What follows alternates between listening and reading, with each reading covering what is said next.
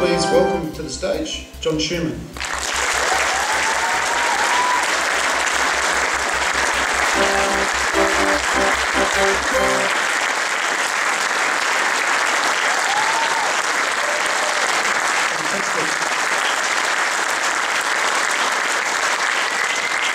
That's a great Riverland welcome. Thank you very much for that. Now, John, it's fantastic to have you here. We can guess that writing songs for your albums would be very different than the primary school music festival ones. How do you go about writing and composing songs based around something like Phil Cummins' Danny Allen this year? I don't know. If I did know, I'd be a millionaire and I would have flown up here in my own helicopter. I don't know. I think, you know, to write songs such as the ones we're doing this evening, it's about really getting involved in the book. And as I said in the program, you know, when I was commissioned to write the work, I read the book, and then I read the book again, and when I finished, I read it again, and after I read it again, I read it again. And suddenly the stories began to sort of coagulate into neat little piles, and then I just had to wait for the muse to strike me, and that took some months. I mean, I don't know how I write songs. If I knew, believe me, I'd tell you.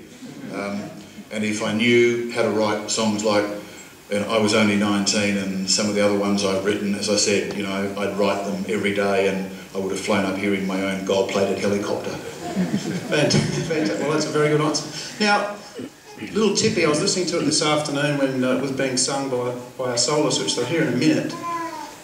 That sent shivers down my spine. It made me quiver a little bit and think, does it do that sort of thing to you when you first write it, or do you have to go back and go, no, I want to put a bit more into it?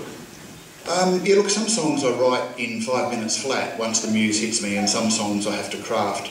Little Tippy I think we've all had the experience where we've lost a much-loved pet, and I just had to, you know, dig down into that experience and pull bits out and make it rhyme. In a sense, I mean, it was obviously about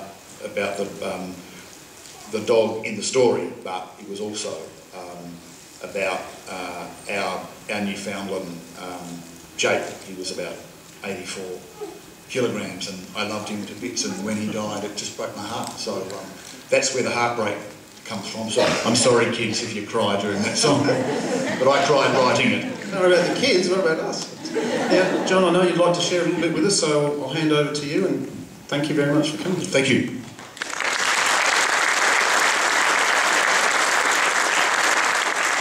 Thanks very much. Look, I have a few notes here. That's because I have about 3 minutes allocated to me, and if I didn't have some notes, I would still be speaking at 11:30. But look, my passion has always been for writing songs about Australians and Australia, telling our stories using our geographic references, singing our songs in our accent. I still find it incredible that some of Australia's most celebrated singers sound like Americans. I didn't get it when I started out in Redgum, and I still don't get it now. And I'm actually not sure what's worse, the fact that they don't know that they're singing like Yanks, or the fact that most of us are so used to being sung at in American that we don't know either. So, being asked to write a suite of songs based on a beautiful story by my mate Phil Cummins about a South Australian farming family to be sung by 6,000 South Australian kids was both an honour and a great pleasure. I get the opportunity to share in song the joys and heartbreaks of life on the north side of Grand Junction Road. For me, though, it's been a priceless opportunity to help city kids come to some sort of understanding about what life is like for our farming families, to teach them via song that the families who live out here on the land and grow our food, for them life is not a McCain's ad and it's not a margarine ad. I get the opportunity to explain in song just how much a drought hurts out in the bush and what it really means for real people's lives. And I get the opportunity to share a very important secret. And the secret is this. You listening, you lot? that there is more to life outside of Facebook.